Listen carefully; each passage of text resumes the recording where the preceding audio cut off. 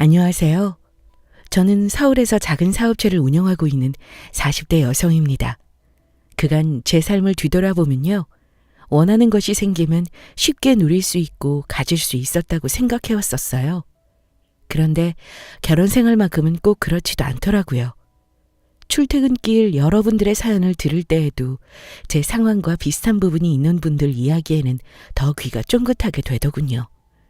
그래도 저만큼 드라마같이 황당하고 센 결혼 이야기가 또 있을까 싶은 마음에 이렇게 사연을 보내봅니다.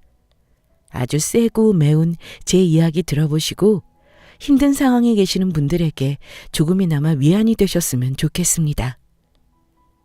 저는 어릴 적부터 가정 형편이 좋은 편이었습니다.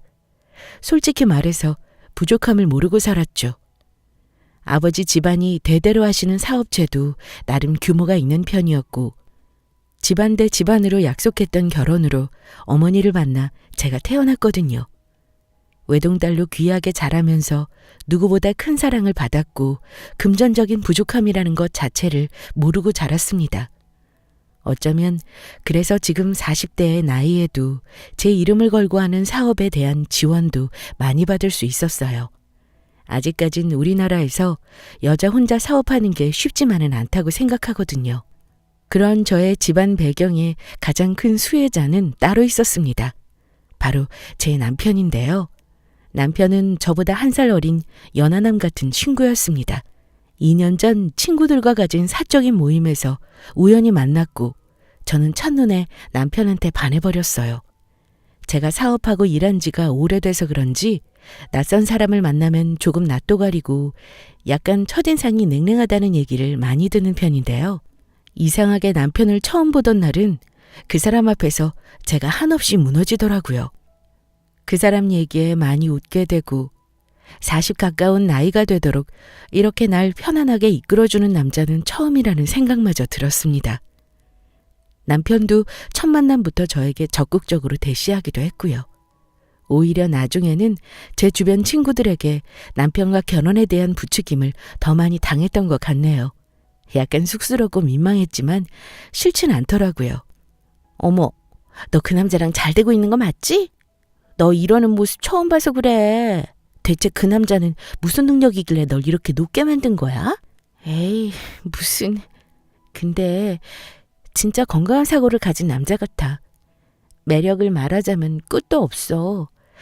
나 이 나이에 결혼 생각해도 되는 걸까? 진짜 40대면서부터 결혼 생각 일도 없었는데 주책스럽게 요즘 자꾸 이 사람이랑 결혼하고 싶어지네? 뭐가 문제니? 너 능력되지, 집안 좋지. 솔직히 말해서 그 남자 집안이며 직업이며 좀 안 좋다는 얘기는 우리도 그전에 들었지만 글쎄, 난 그게 별로 문제되는지는 모르겠어. 요즘 세상이 그런 거 다 따지면서 결혼하는 세상도 아니고. 게다가 넌 네가 능력이 되잖니. 아무튼 결국 남편과의 인연은 짧은 연애 후 바로 결혼이라는 엄청난 진행 속도를 보였습니다. 남편 부모님 두 분은 모두 교통사고로 돌아가셨던지라 시댁 식구들이라고 할 것도 없었던 탓에 결혼 진행은 오히려 더 수월했던 것 같아요. 되려 제가 홀로 지낸 남편을 더 보듬어줘야겠다는 결심도 하게 되더라고요. 그래서 결혼하자마자 저희 부모님은 어려운 형편이었던 남편에게 골프용품 전문 매장을 크게 차려주기도 했죠. 제 입장에서도 남편이 이런 일 저런 일 하는 것보다 본인이 좋아하는 골프 관련 매장을 하며 벌이를 하기를 원했고 본인의 능력으로 자리 잡게 해주며 나름 기도 좀 살려주고 싶었거든요. 그렇게 어느덧 시간이 흐르고 저희는 2번째 결혼 기념일을 맞았습니다. 당신이랑 결혼한 지가 벌써 2년이네. 시간 참 빠르다. 그치? 내가 진짜 와이프 복 하나는 끝내주는 것 같아. 이렇게 능력 좋은 와이프를 만날 줄 2년 전에는 꿈에도 몰랐는데 말이야. 자기야말로 2년 동안 변함없이 사랑해줘서 너무 고맙지. 내가 여자로는 어린 나이도 아니잖아, 사실.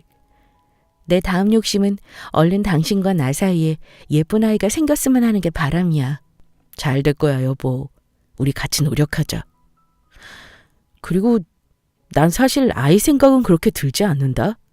그냥 당신이랑 행복하게 쭉 살아도 전혀 부족함 없이 지낼 자신 있거든. 우리 어머니 아버지 교통사고로 그렇게 돌아가시고 난 거의 고아처럼 혼자 지냈었어. 그러다가 진짜 당신 같은 아내를 만나서 가족이 생겼다는 것만으로도 무지하게 행복해. 진심이야.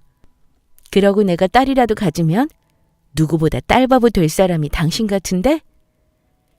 사실 남편은 상대적으로 어려운 환경에서 저와 결혼한 뒤로 줄곧 저희 집안 도움을 받으며 지내왔음에도 구김없이 저를 대해줬어요. 저는 그 모습이 참 좋았었죠. 하물며 남편이 운영하는 골프 용품샵에 대한 소유권이며 저희가 함께 사는 집 명의도 모두 제 것이었거든요. 여기에 일절 불만을 갖지도 않았고 2년간의 결혼 생활 내내 저희 부모님, 주변 지인들까지 입을 모아 남편의 근면 성실함에 대해 칭찬하기도 했었죠. 그런 남편이 더 길을 펴고 한 가정의 가장 역할을 할 수 있게 조만간 매장 사업에 대한 소유권도 남편에게 돌려주려는 생각도 하던 참이었습니다. 그러던 어느 날 남편이 떨리는 목소리로 저에게 전화를 했어요. 평소와는 다른 목소리에 적지 않게 저도 놀랐었죠. 그 이유는 더 놀랄 일이기도 했고요. 여보, 목소리가 왜 그래? 무슨 일 있어? 지금부터 내가 하는 얘기가 좀 황당하게 들리더라도 이해해줘. 지금 나 역시도 이것저것 복잡한 마음이어서 그래. 무슨 일인데 그래? 당신답지 않게. 내가 사실 10년 전에 잃어버렸던 여동생이 있었거든. 처음 얘기하는 건데 사실 굳이 밝히고 싶지 않기도 했고 어디까지나 내 개인적인 아픔이고 사정이니까. 세상에, 정말 몰랐어. 당신한테 여동생이 있었어? 왜 여정 얘기 안 했어? 여동생이랑 나랑 나이 차이가 꽤 많이 나거든. 여동생을 잃어버렸던 해에 그 녀석 10살밖에 되지 않았었거든. 우리 가족 다 같이 여수로 여행을 갔다가 잃어버렸어. 당시엔 유괴라도 당했나 싶어서 신고도 하고 별짓을 다 해봤는데 못 찾았거든. 그리고 몇 년 후에 우리 부모님까지 교통사고로 돌아가시게 됐고 내 어두운 가정사를 전부 당신한테 말하고 싶지 않았어. 왜 나한테만 이런 일이 일어나는 걸까 한탄하면서 그냥 혼자 삭히고만 있었지. 그런데 그 여동생을 최근에 찾았어. 다행히 살아있었고 어릴 적 모습 그대로 나타나줬어. 나도 믿을 수가 없어서 다 확인을 마치고 이렇게 당신한테 얘기하는 거야. 무슨 영화도 아니고. 그리고 지금 당신 목소리 떨리는 거 보니까 나도 덩달아 너무 놀랐어. 일단 여동생 찾은 건 너무 잘된 일이다. 그건 대체 어떻게 된 사정인 거야?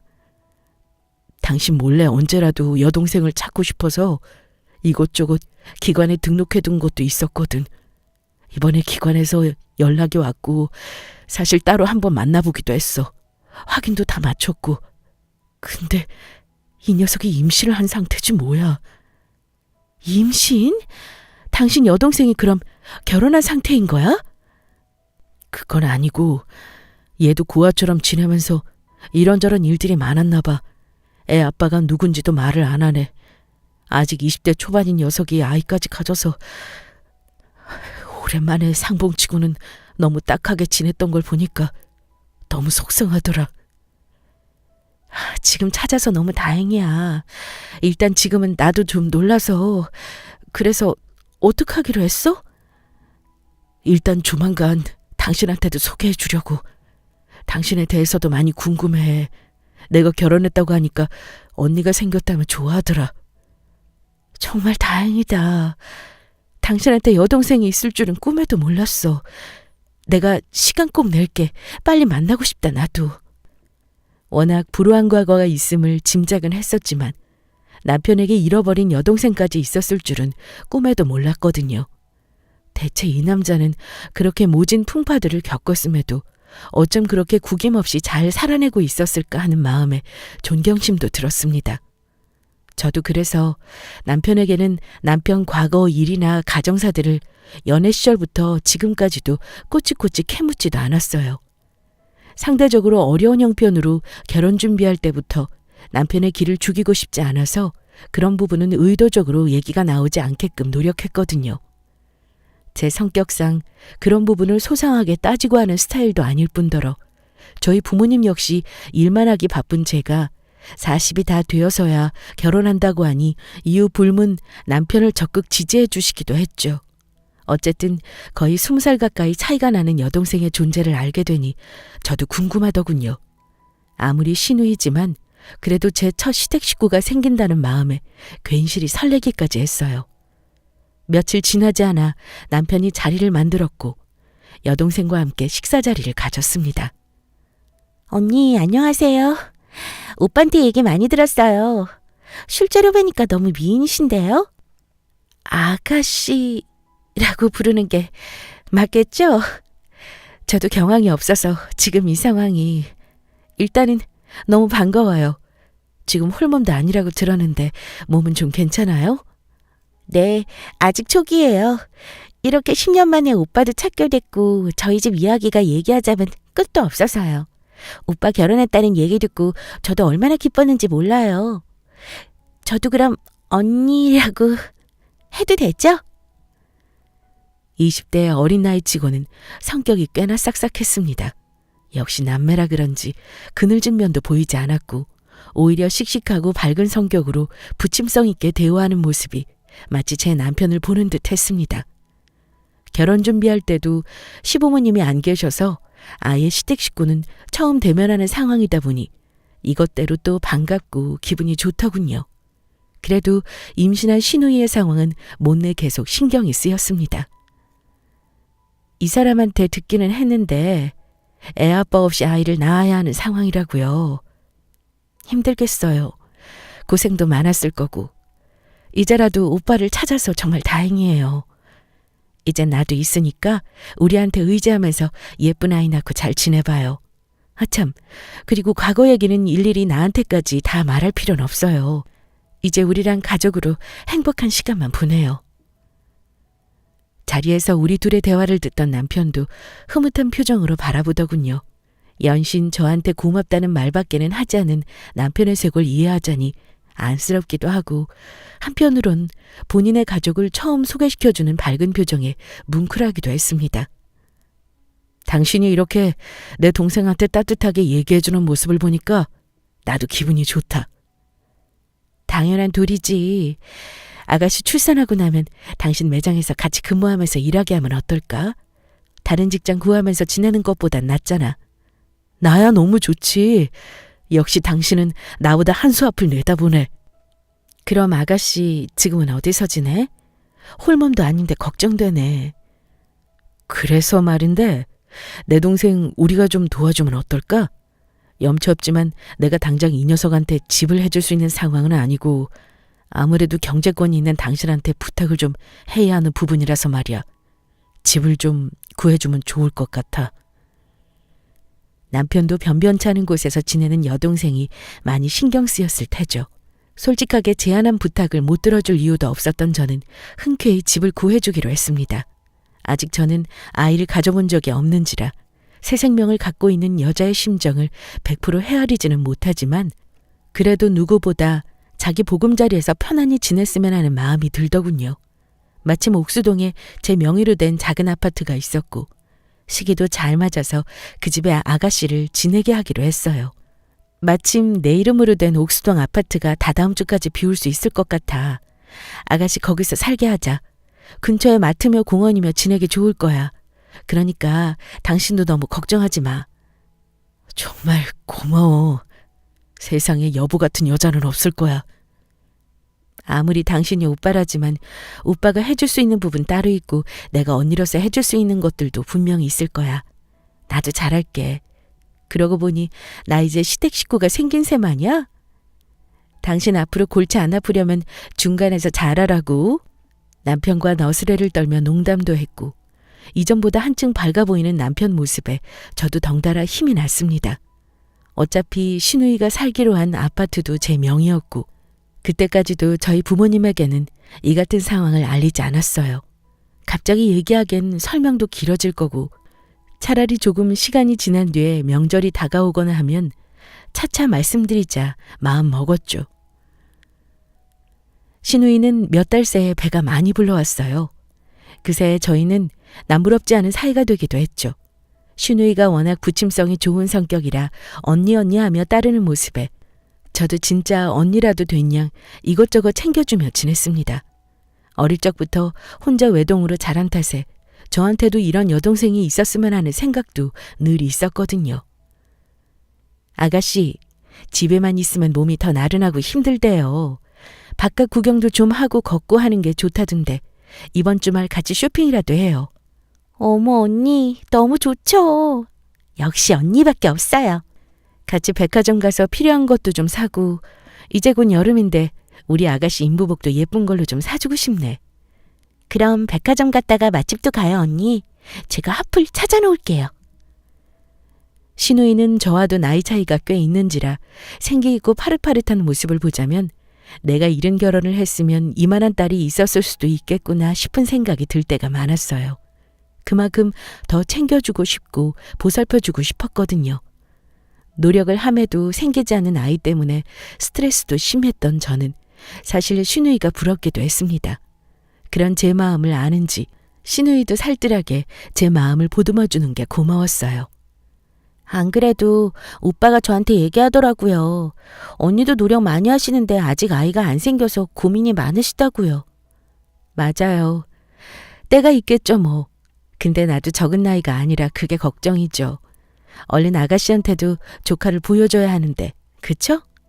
아, 그러네요, 조카. 조카 빨리 생겼으면 좋겠네요, 저도. 다음 주 산부인과 검진 나랑 같이 가요, 아가씨. 나도 자주 다녀보며 미리 경험도 해볼 겸 그런 건 여자가 같이 가주는 게 좋잖아. 정말요? 어머, 근데 그거 오빠가 같이 가주기로 했었거든요. 제가 다시 얘기해 볼게요. 그이가요? 요즘 바쁠 텐데 시간이 된다던가요?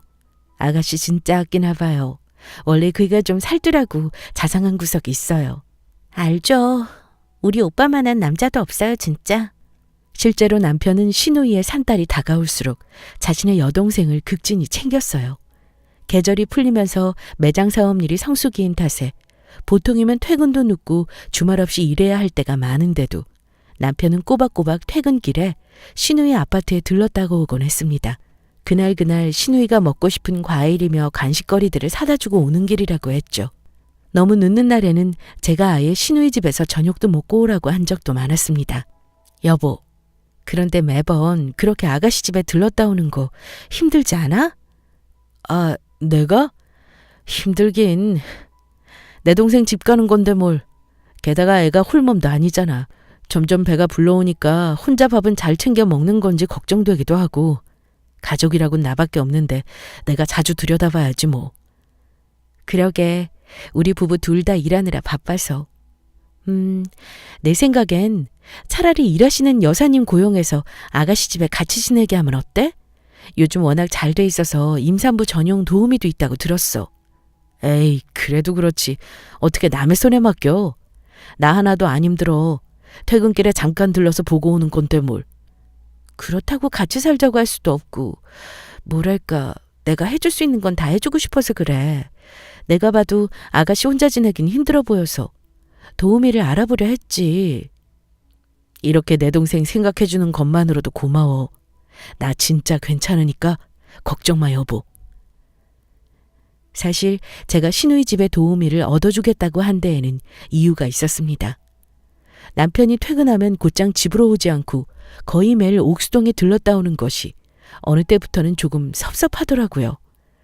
10년 만에 만난 여동생에다가 미혼모의 삶을 살아야 하는 임산부라는 사정까지 너무너무 이해는 가지만 그래도 저도 아내이고 여자인데 남편의 관심을 덜 받는 느낌이 드니까 한편으로는 섭섭하고 속상함이 쌓이더라고요. 게다가 신우이의 SNS를 보고 있자면 마치 제 남편과 부부 같은 일상을 보내는 것 같은 느낌도 들었어요. 다른 사람이 보면 오해하겠다 싶었죠. 아가씨 인스타그램 보니까 당신이랑 같이 연담도 갔던데 그거 지난 주말이야? 지난 주말이었나? 헷갈린다. 그때 나도 일하던 와중에 급하게 시간 낸 거라 당신한테 얘기를 못했네. 내 동생이 인스타에 사진 올렸어? 거기 예약 힘들다고 해서 우리도 가려다가 못 갔던 곳이잖아. 아, 그랬지 참. 아이고, 다음엔 당신이랑 가야겠다. 내가 말도 못했는데 괜히 그거 보고 섭섭했겠네, 우리 여보. 아니야. 섭섭하기보단 그냥 모르겠어. 근데 이해는 해. 10년 만에 만난 여동생이 아이까지 가졌는데 챙겨줄 가족이 없는 상황이잖아. 당신이 오빠로서 할 수 있는 걸 한다고 생각해야지. 근데 가끔 친구들이 이상한 소리를 해서 그래. 이상한 소리라니? 그게 무슨 얘기야? 아니, 그냥 남들 눈에는 당신이 아가씨 남편처럼 보인다는 거지. 인스타그램 속 사진들만 보면 말이야. 에이, 관심들도 많아. 당신답지 않게 왜 그래?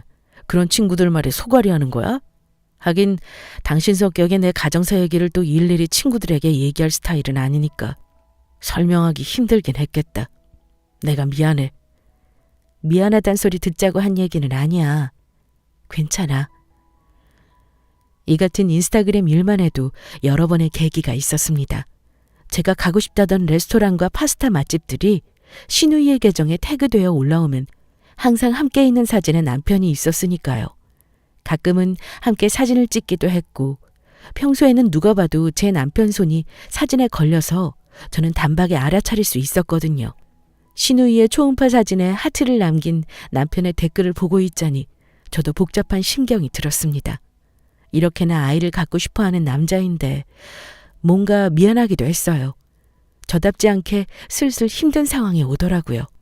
이게 질투심이라고 하기엔 받아들이기 어렵고 부부관계에 문제가 있다고 하기엔 애매했어요. 그냥 제가 예민하게 구는 문제인 걸로 자신과 합의를 하고 넘기곤 했습니다. 그런데 그때 즈음부터 제 주변 친구들도 조금씩 저에게 이상한 말을 하더군요. 남편의 가정사 얘기를 전부 하진 못했지만 그래도 잃어버린 여동생을 10년 만에 찾았다는 얘기는 오랜 친구들 몇몇한테는 했던 상태였거든요. 나에게도 시누이가 생겼다며 남편이 행복한 걸 보니 다행이라며 너스레를 떨었던 기억이 여럿 있었습니다. 예, 네 시누이 인스타그램 나도 우연히 봤는데 좀 이상하지 않니? 갑자기? 뭐 이상한 게시물이라도 있어? 왜 모든 게시물마다 네 남편이 있느냔 말이야. 댓글로 주고받는 하트도 좀 불편하고 사실 당사자도 아닌 내가 이런 말하는 거 너무 불편한 오지랖 같아서 안 하려고 했는데 뭔가 미심쩍긴 해. 미심쩍어 할 필요 없어. 사실 안 그래도 나도 그것 때문에 남편이랑 얘기해봤는데 괜히 내가 예민하게 구는 거더라고. 요즘 나도 아이 갖고 싶어서 이것저것 준비하고 지내다 보니까 신경이 곤두서 있었던 것 같아. 남편이 매일매일 퇴근길에 그렇게 챙기지 않으면 우리 시누이는 돌봐줄 가족이 없잖아. 요즘 형부 퇴근길마다 옥수동 가니? 그건 진짜 아닌 것 같은데. 너 안 섭섭해? 왜 안 섭섭해? 섭섭한데 섭섭해하면 안 되는 뭐 그런 거야. 내가 요즘 좀 그래서 복잡하긴 해, 마음이. 몇 살이랬지, 신우가? 글쎄 24살쯤 된다고 했던 것 같은데? 어머, 나이도 제대로 모르는 거야? 이름은? 뭐 등본까지 떼보는 건 오버였을 테고. 아니 확실하게 확인은 한 거야? 진짜 여동생인지? 네 성격에 그런 거 꼼꼼하게 안 따져봤을 것 같아. 노파심에 하는 말이야. 안 따져보긴 했지. 글쎄 근데 묘하게 내 남편 얼굴도 보이고 어린 나이인데도 성격 사근사근하니 좋아. 사실 그리고 몇 개월 사이에 아가씨랑 진짜 많이 친해졌거든. 필요한 거 있으면 연락하고 남편이 시간 안 될 때는 우리들이 쇼핑도 가고 그래. 관계에서는 전혀 불편한 문제가 없어. 잘 들어. 아까도 말했지만 이건 내가 네 친구로서 정말 오지랖일 수 있어. 하지만 나뿐만 아니라 우리 친구들이 봤을 때는 말이야. 네 남편도 수상하고 그 시누이도 좀 수상해. 요즘 세상이 어떤 세상인데 제대로 된 확인도 없이 잃어버린 여동생을 찾았다고 넙죽 가족으로 받아들여? 그건 네가 남편을 너무 믿어서 그러는 거야. 남편 말이 전부 맞다고 믿기 전에 너부터 돌봤으면 하는 마음에 하는 이야기야. 기분 나쁘게 듣지는 마. 중학교 시절부터 절친이었던 친구는 평소에도 자주 연락하는 스타일은 아니었습니다. 그치만 제 인생에 가장 친했던 베스트 프렌드였고 저보다 결혼을 일찍, 아이도 일찍이었던 인생 선배로 이런저런 사는 얘기를 자주 해주던 친구였어요. 그런데 그날만큼은 거의 1시간 넘는 시간 동안 오랜 통화를 하게 된 거죠. 이 친구가 나한테 이렇게까지 얘기할 정도면 예사롭게 상황을 지켜본 게 아니구나 싶었습니다. 아니, 어쩌면 제 마음속에도 친구의 생각과 비슷한 양의 의심이 자리 잡고 불씨를 지피고 있었을 수도 있었겠죠. 하루는 이런 일도 있었습니다. 남편의 매장에서 오랜 기간 점장직을 맡아 일하던 여직원이 있었는데 각종 월급 세무 업무 처리차 또는 매장 사업본부 회식차 각별한 사이로 지내던 사이였어요. 남편이 대표이긴 해도 사업체 대표로는 제 이름이 있어서 그런지 저한테도 대표님 하며 잘 따르는 친구였죠. 저기 사모님, 아니 대표님, 드릴 말씀이 있어서요. 어머, 웬일이에요? 매장에 문제라도 생겼어요? 다름이 아니라 최근 들어 계속 매장에 찾아오는 여자분이 계신데 좀 이상해서요. 그래도 제가 함께 일한 지 꽤 됐고 이런 일이 있으면 말씀드리는 게 도리 같아서 연락을 드리게 됐어요. 뭔데요? 말을 해봐요. 안 좋은 일이에요? 찾아오는 여자분이라는 게 무슨 얘긴데요? 누가 봐도 임신한 여성분이신데 최근 들어 자주 매장에 찾아오세요. 근데 오셔서 하는 행동들이나 저희 대표님이랑 주고받는 말들 분위기 그냥 뭐랄까 부적절해 보이는 상황이 꽤 많았거든요. 저도 이게 참견 같고 굳이 알리고 싶지는 않았지만 더는 못 보겠어서 이렇게 말씀드리게 된 거예요. 그저께는 와서 아주 안주인 행세를 하는 거예요. 대표님한테 오빠 거리면서 오늘 끝나고 우리 집 올 거냐는 둥, 뱃속에 아이 이름 태명도 대표님 이름 따서 지은 거라는 둥. 저야 그렇다 치고 매장 직원들이 다들 쉬쉬하면서도 불편해하는 분위기예요. 그랬구나. 사실 그게 좀 사정이 있어요. 그래도 점장님은 오래 우리랑 인연을 맺어오고 계시니까 간단히 말씀드리자면 그 여자분은 그의 여동생이에요. 실종됐다가 10년 만에 찾았고요. 나도 경황이 없어서 적응하기 어려웠는데 어찌됐든 새로운 가족이니까요. 나도 나름대로 챙기며 지내는 중이고요. 근데 들어보니 충분히 오해할 만했겠다. 어머, 전혀 몰랐어요. 그럼 대표님 여동생인 거예요? 그분이요? 네, 맞아요. 나중에 출산하고 나면 같이 매장에서 일하게 될지도 몰라요. 일자리도 좀 구해주려고 하는 참이거든. 그랬구나. 어머, 죄송해요. 전 그것도 모르고. 근데 진짜 뭐랄까 보는 내내 저희는 불편한 마음이었어요. 이걸 따로 전화해서 말씀드려도 되나 싶기도 했고. 그래도 이렇게 얘기해줘서 오히려 고마운걸요? 난 또 무슨 일인가 했지. 다 오해니까 걱정 말고 일하다가 힘든 거 있으면 또 연락 줘요. 바쁜데 고생하고. 남편 매장에서까지 이런 얘기가 들려오니 저도 좀 흔들리더군요. 제일 친했던 친구, 제일 가까운 곳에서 남편을 보는 직원, 이 모든 사람들이 나름대로의 합리적인 의심으로 저를 생각해서 해주는 얘기들이 며칠간 계속 머릿속을 맴돌았습니다. 솔직히 말하면 저도 내내 찝찝함을 거둘 수는 없었기도 했어요. 남편이 저에게 쏟던 애정이 100이라면 신우이를 찾고부터는 30 정도 저에게 오는 애정이 없다는 생각이 있었거든요. 그 와중에 아이를 가져보려고 노력하는 제 모습이 씁쓸할 때도 많았고요. 오랜 시간 고민 끝에 결국 저는 확인을 해보기로 했습니다. 확인이라기보단 그냥 제 눈으로 의심을 거둘 만한 무언가를 직접 보고 싶었어요. 차라리 눈으로 보고 나면 그동안에 찝찝했던 의심들도 걷어질 테고 제 마음도 한결 편안해질 거라는 믿음도 있었죠. 아이를 갖는데 스트레스가 많으면 좋지 않다는 얘기도 들었던지라 일단 누구보다 저를 위한 결정이었습니다. 생각해보니 옥수동의 신우이 아파트를 얻어주고 난 뒤 막상 저는 한 번도 찾아가 보지를 않았던 거예요. 이사했을 무렵 부족한 게 없는지 둘러보고 살림살이 주문해서 넣어준 때 이후로는 한 번도 가보질 못했죠. 신우이랑 바깥에서 쇼핑하고 먼저 연락 오면 맛집에 가서 밥을 먹기만 했지 어떻게 하고 사는지를 들여다보질 못했습니다. 곧장 옥수동을 찾아가 보기로 결심했어요. 마침 그날 남편도 늦는다는 연락이 왔습니다. 당신 오늘 먼저 자. 직원들이랑 회식에 있어서 많이 늦을 것 같아. 갑자기? 이런 평일날에 회식하면 직원들이 싫어하지 않아? 오늘 다들 고생해서 맛있는 소고기도 좀 사주고 애들 대리비까지 다 챙겨서 무사하게 마무리하고 갈 테니까 걱정 마세요, 사모님. 알겠어. 너무 많이 마시지 말고 난 피곤하면 먼저 잘게. 정말 그러면 안 되지만 그날따라 왜 이리 남편 말이 못 믿었던지 저도 모르게 본능적으로 매장 점장에게 연락을 하게 됐습니다. 다 퇴근했을 시간에 미안해요. 어머, 아니에요. 무슨 일이세요? 아니, 그이한테 전화 와서 오늘 매장에 일이 많아 다들 고생도 많았다고도 하고 피곤하겠지만 맛있는 거 먹으면서 회식 즐겁게 하라고요. 고생 많다는 얘기 들으니까 나도 신경 쓰여서. 근데 저희 회식은 오늘 없어요. 대표님 일 있으시다고 저희보다 일찌감치 나가셨는걸요? 그리고 오늘 그렇게 바쁜 날도 아니었는데. 혹시 대표님이 저희 오늘 회식한다고 하신 거예요?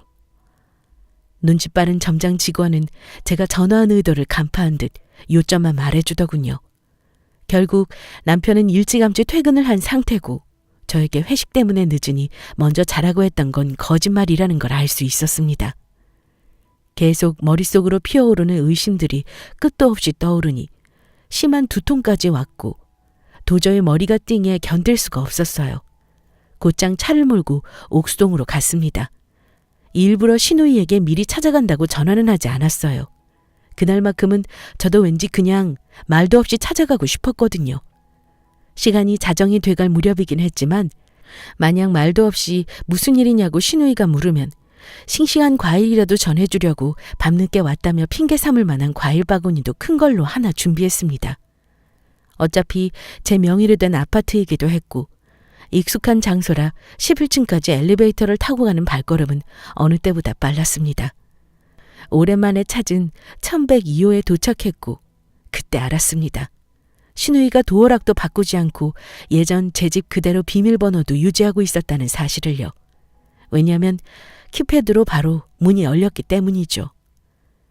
아니길 바랬습니다. 사실 지하 주차장에 차를 주차하고 문 앞까지 가는 내내 심장이 두근거려서 눈가와 광대 끝에 열기가 차올랐거든요.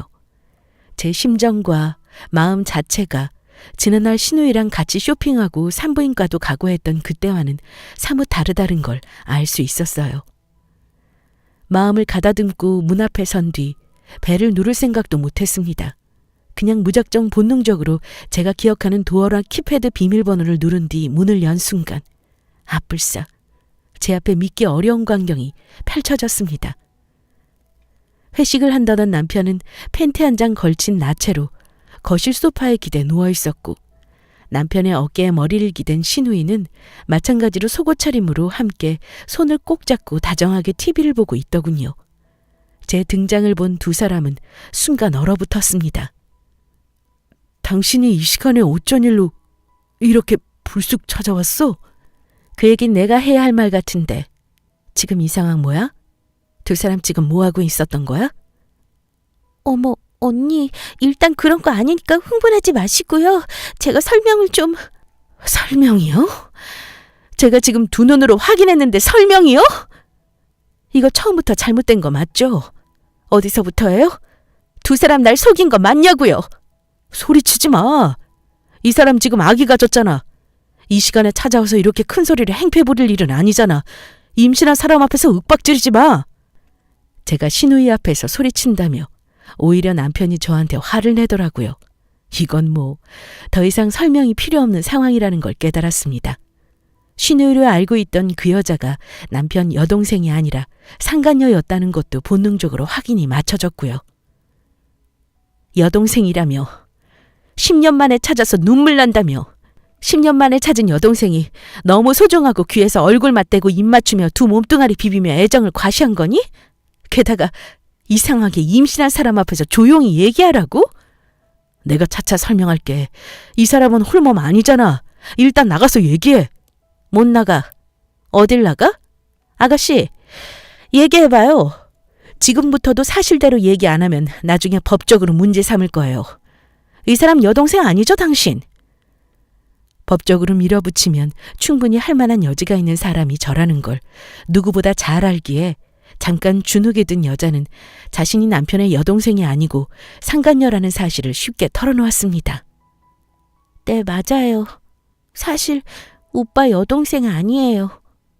처음부터 속이려고 하질 않았어요. 죄송해요, 언니. 참나. 그게 무슨 말 같지도 않은 소리야? 당신은 아주 처음부터 날 속였어. 맨 처음 대면하던 그날 첫 마디부터 날 속인 거라고. 하나만 더 묻죠. 그 뱃속 아이, 혹시 남편 아이는 아니지? 불안한 예감은 틀리지 않았습니다. 뱃속의 아이 정체를 묻는 제 질문에 일동 꿀먹은 벙어리가 된 두 사람. 아니기를 바랬던 모든 의심의 포인트들이 사실이라는 게 까발려질 때마다 제 속은 뒤집어졌습니다. 미안해. 당신한테 더 일찍 말했어야 했는데, 그래, 이 아이 내 아이 맞아. 나도 아이의 아빠 자격으로 책임지고 싶어서 그랬던 거야. 시간이 지나면 얘기하려고 했어. 시간이 지나면 얘기해? 네 자식 생겨서 책임질 거면 나랑 일단 갈라서고 책임지든지 말든지 하든 하는 게 맞는 거야. 그게 인간이고 도리라고. 아파트까지 얻어달라더니 대놓고 두 집 살림을 꿈꾸셨다 이거야? 그런 쓰레기 같은 생각과 용기는 대체 어디서 나오는 거니? 말 조심해. 당신은 지금 내가 어떤 말을 해도 화낼 거 알아. 여기서 이러지 말고 나가서 얘기하자.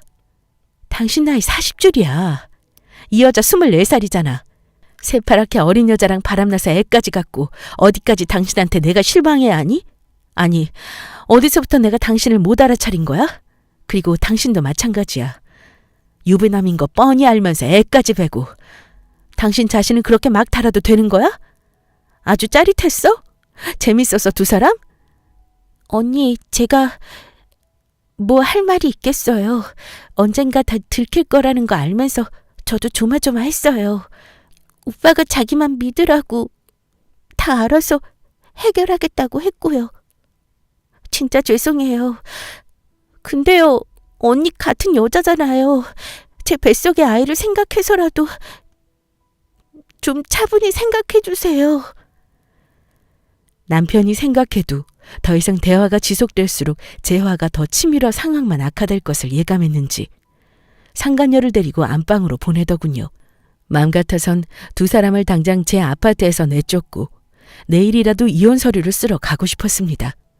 그치만 이왕 이렇게 들통난 거 더 상세하게 듣고 싶었어요. 남편이 완벽하게 절 속인 이유, 언제부터였는지, 무슨 배짱으로 그랬는지, 이 모든 상황을 나에게 마지막까지 어떻게 얘기하는지. 사람이 너무 황당하고 배신감을 느끼니까 되려 차분함이 또 유지가 되더라는 걸 그때 깨달았습니다. 저는 차분하게 다 얘기하라고 했습니다. 솔직하게 얘기하지 않으면 더 법적인 책임을 물을 거라는 것도 명확히 했죠. 만난 지 2년 정도 돼가고 곧바로 임신하게 됐어. 세상에, 미쳤구나. 우리 신혼 때 아니야? 뭐 하는 여자야? 어떻게 그렇게 감쪽같이 속일 수 있어? 무슨 배짱이니 대체? 나 당신 성격 알고 당신이 가진 능력 알기 때문에 솔직히 말하는 거야. 사실 비즈니스 하면서 만난 술집 여자야. 왜 당신도 내 성격 알잖아. 아무리 술집 여자라고 해도 막상 내 아이 가졌다고 하니까 나도 책임져야겠다는 생각이 들었나 봐.